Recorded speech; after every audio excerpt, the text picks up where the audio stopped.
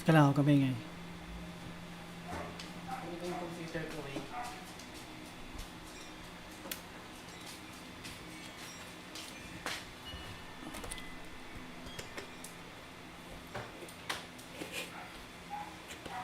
Kaya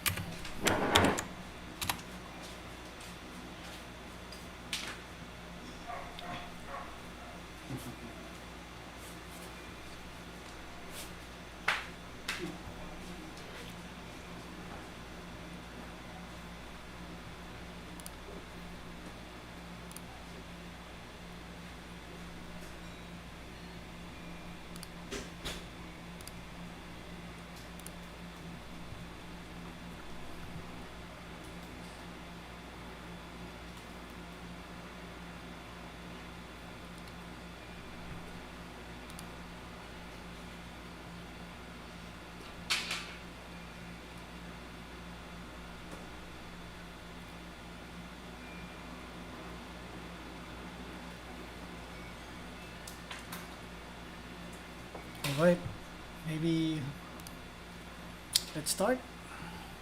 Probably we'll start right now.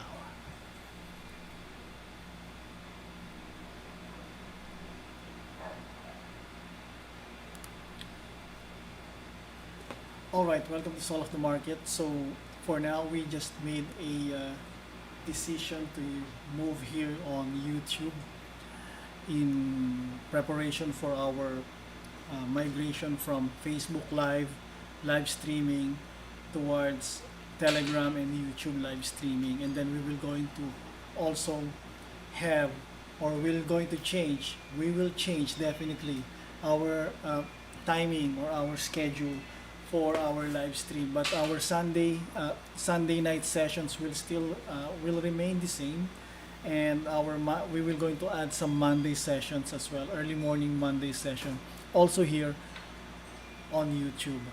So the reason why we're doing it, because right now a lot of things are happening, like censorships that you cannot control. Okay, so and then we have um, a lot of contents that we cannot share via Facebook.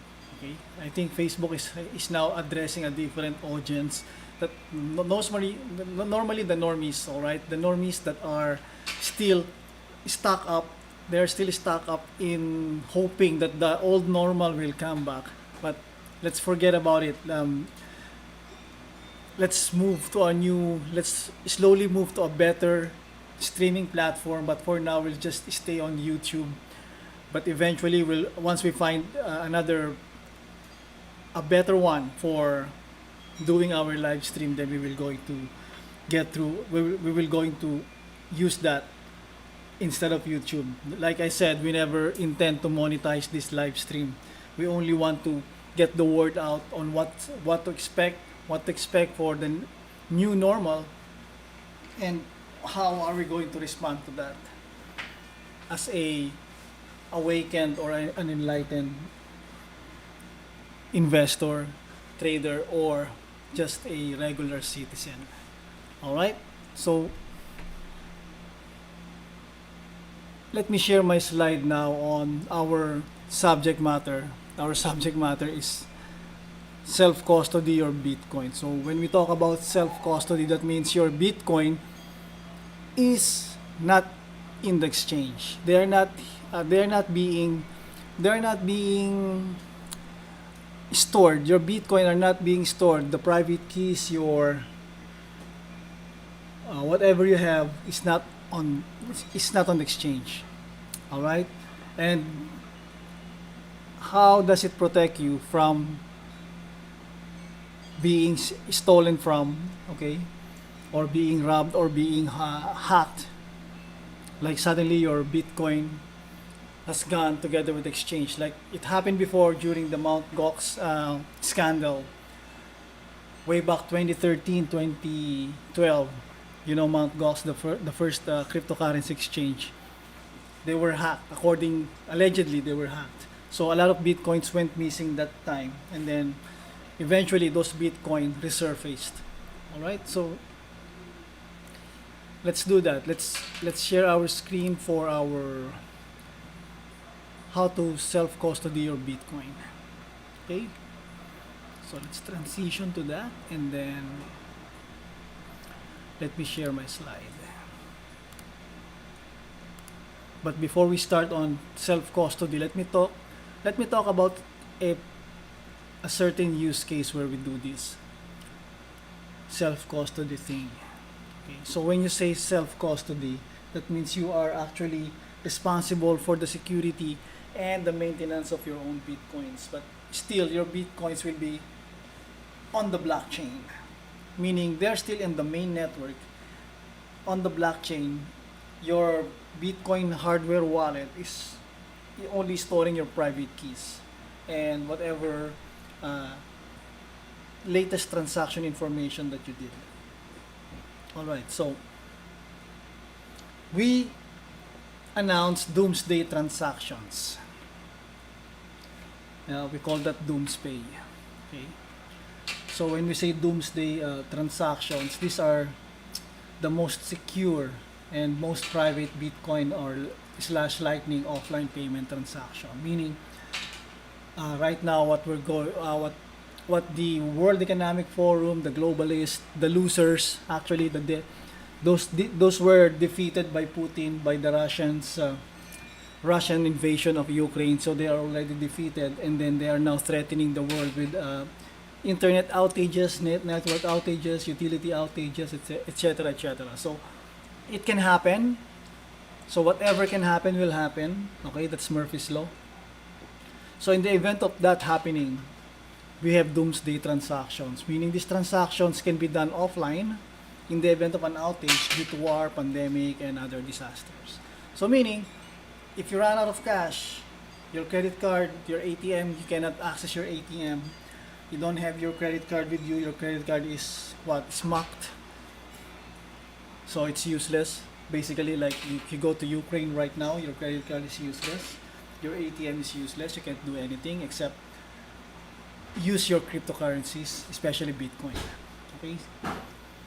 So our scenario, let's say a person orders coffee or buys something, buy an essential, he uses his hardware wallet, okay,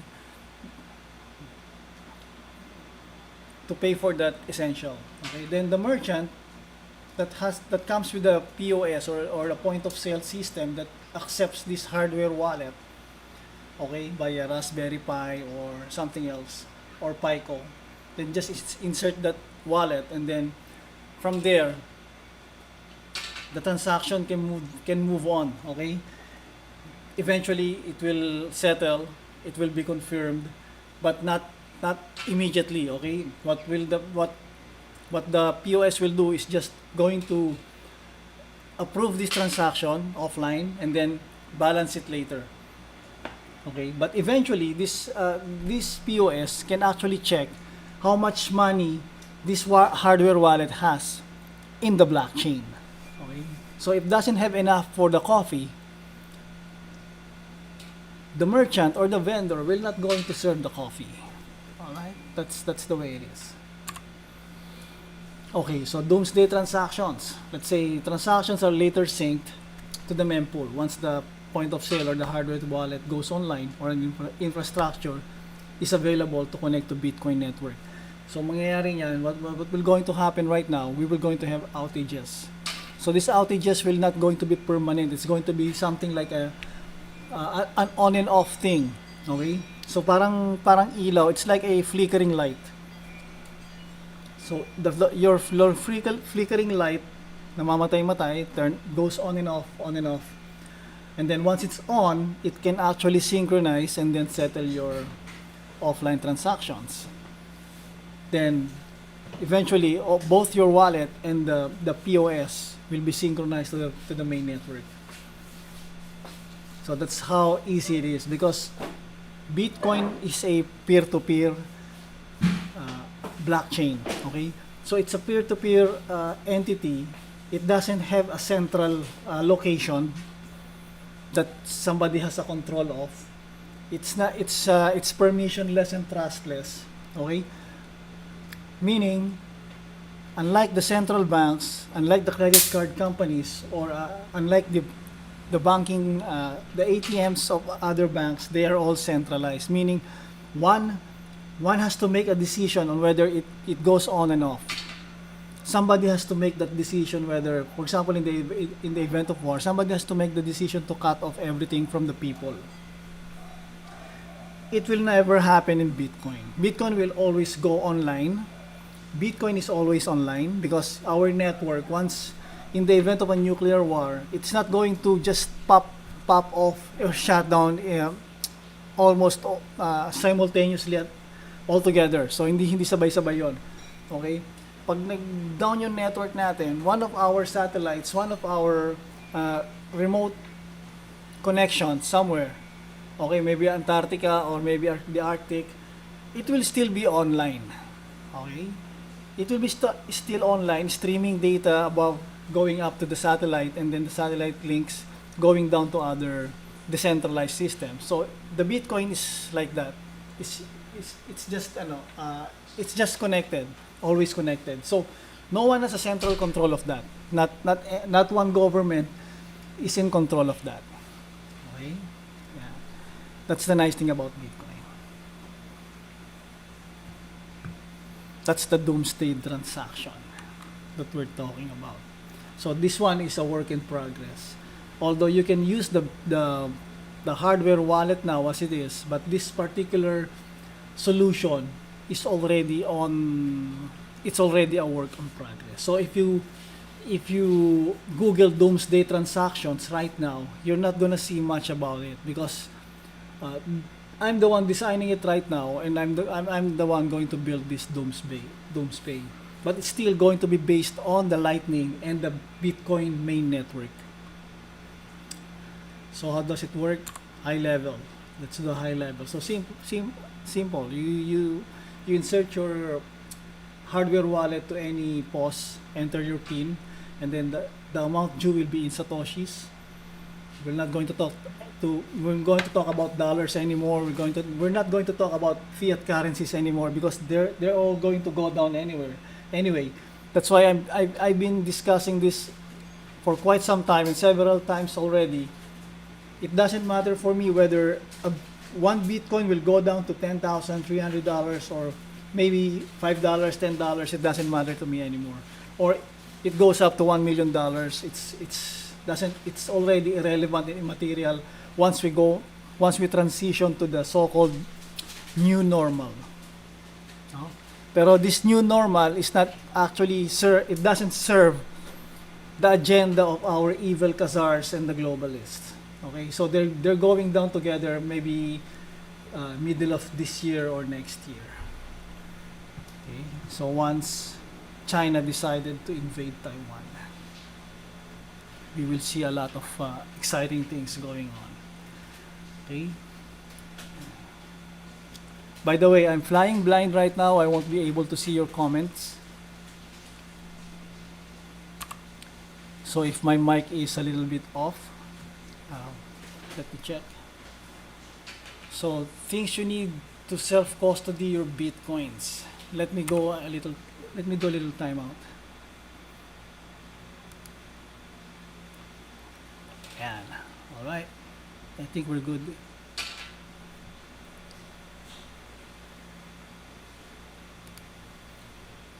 Let's do that again. So things you need to self-custody your Bitcoins. If you're not running a Lightning network, or if you're not doing Bitcoin mining specifically, okay, so you're just gonna need a hardware wallet. You just need a hardware wallet actually. That's all you need. If you're not mining, or if you're not running a Lightning network for processing payments via the Lightning, via Satoshis actually. And then you need a hardware that can hold Bitcoin. The Bitcoin private keys. Okay? So meaning it should be compatible with Bitcoin. So also compatible with Ledger Live. Not Ledger Live, Ledger Live, meaning your merchant might be running a Ledger Live or Doomspay. So once your merchant accepts your hardware wallet and insert it to the USB socket, it should actually be a seamless process, or a seamless flow from entering your PIN and actually paying via the Ledger Live or something else, and then eventually compatible with Doomspay, not Doomsday, it's Doomspay. So Doomspay basically will just going to work like Ledger Live. Insert, enter PIN, and then it will just going to look up your hardware wallet, but we're just going to inquire about your latest transactions and how much Bitcoin you have on the blockchain. So if the amount of Bitcoin in your blockchain can cover the amount of the price that you are actually trying to buy, then the transaction will go through. Okay? So yun na ano. So no more credit cards, no more cash. So probably this is why the central banks, the globalists, don't really like Bitcoin.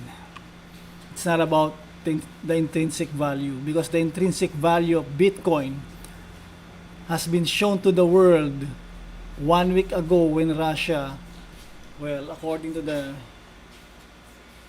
mainstream media, invaded Ukraine. So nung in-invade ng Russia ang Ukraine, dun na i-demonstrate yung intrinsic value ng Bitcoin. Right? And right now, Visa and MasterCard suspended their operations in Russia. Again, it will demonstrate the intrinsic value of Bitcoin.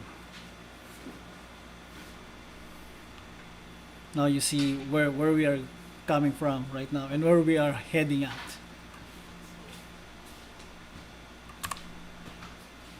So why do we need to self-custody our Bitcoin?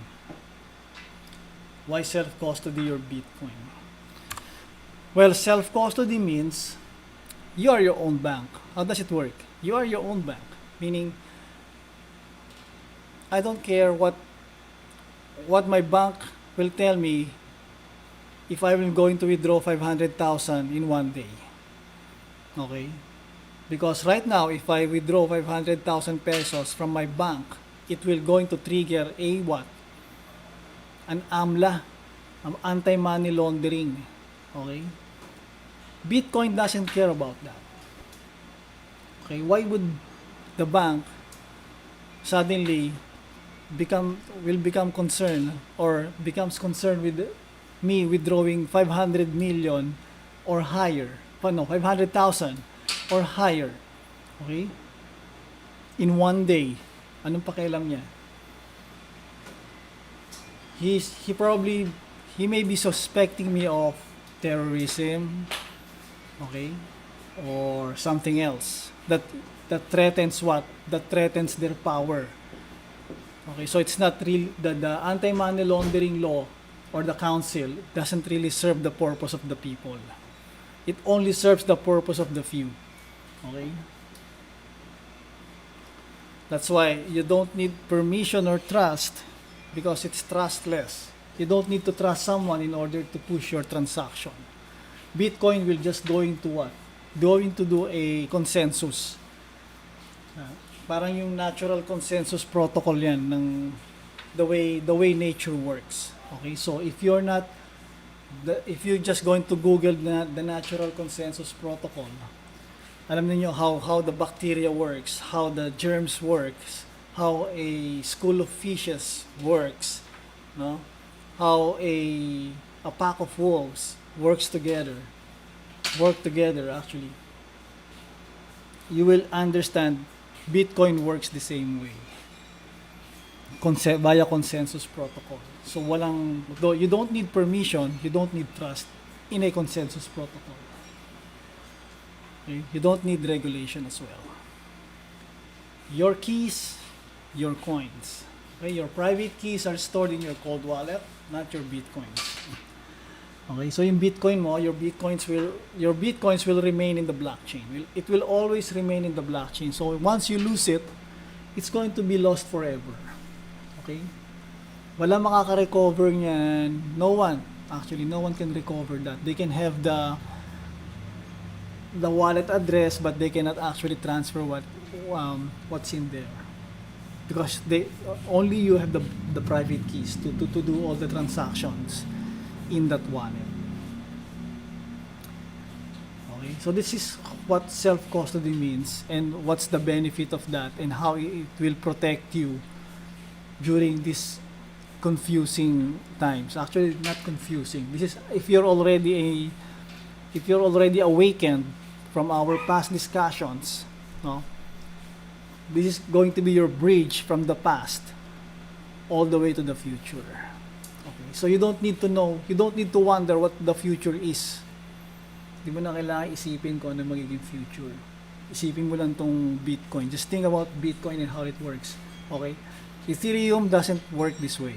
And other shit coins that goes below that. No one has this large network or flexible, elastic network that works the same way as Bitcoin.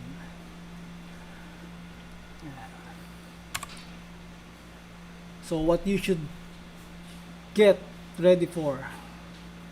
So be prepared for all these things because Murphy's Law, what can happen will happen. Okay?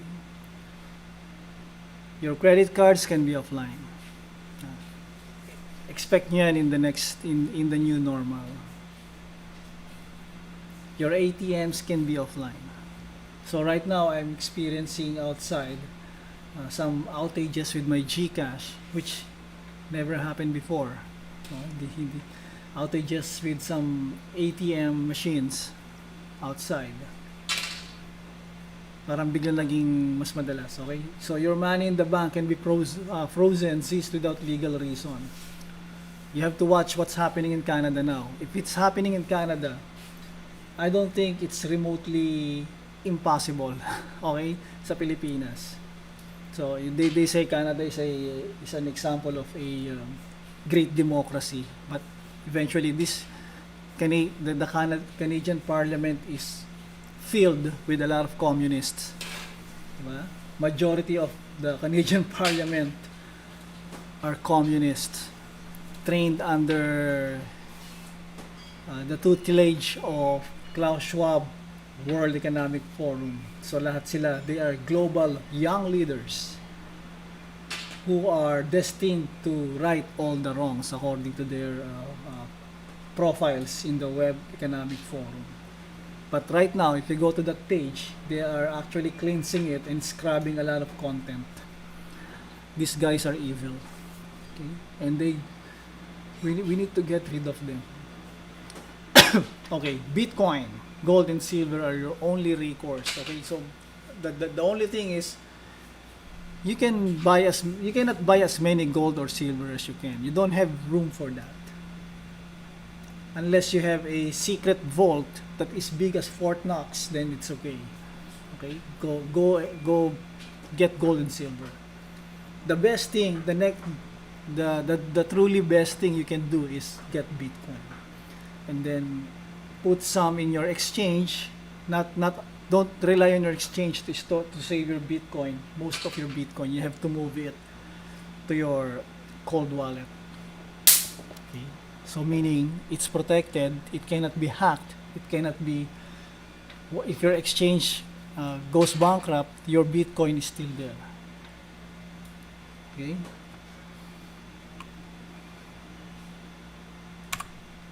So basically, yep, that's about it for our Sunday session. And yep, you're just reading my manual right now. So alright, this is our premiere YouTube live stream for Soul of the Markets Sunday session for self-custody of your Bitcoin. So you don't need to, if you want to do a replay on this, just go to this channel, Soul of the Market. We're not going to, once we get everybody out of Facebook, then we will proceed to continue our session here at YouTube. But eventually I'm still in the market or on the hunt for a better platform. Alright, so once again, thank you very much for watching Soul of the Market. I'm now ending my transmission.